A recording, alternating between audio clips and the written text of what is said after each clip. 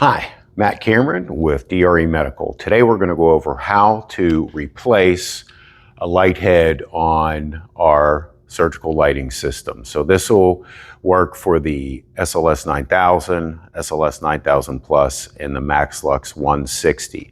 The tools you'll need is a smallish Phillips screwdriver, a 5mm Allen wrench, and a pair of needle nose pliers. So let's go over how to replace the head. So right now what I want to do is adjust the resting height. This is for safety reasons.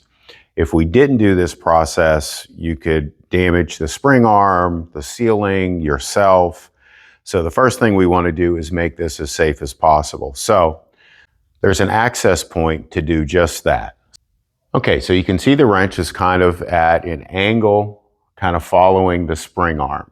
So now that it's in, pull this back over here, I'm going to turn clockwise until it stops. And that's typically the resting point where it'll make the spring arm parallel with the floor.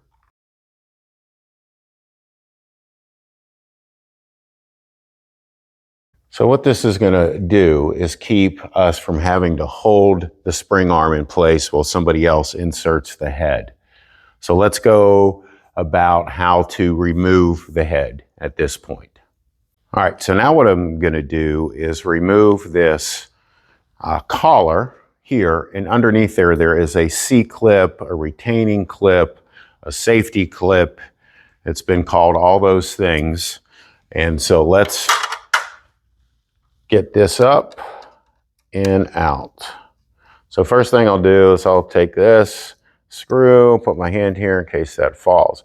Now I'm going to lift up on the sleeve, and this way we don't have to worry about forgetting to put it on when we switch the light head, or losing it, or losing the screw. So I lift that up and screw the screw back in, and that just kind of holds that in place.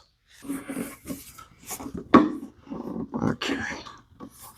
All right, so I'm putting upward pressure on the spring arm. That's going to take the tension off of the C-clip. So while I have that in there, I'm going to remove the C-clip. So once I have the C-clip out, we're going to make sure we're holding on to the light. That usually just typically slides right out. And then we would reverse that process. So I would bring the light up, put it in place, put my C-clip in, and once that's in, it's going to hold the light head. Then I will take that screw out, drop the safety collar down, and it's ready to go. Let us know if you have any questions.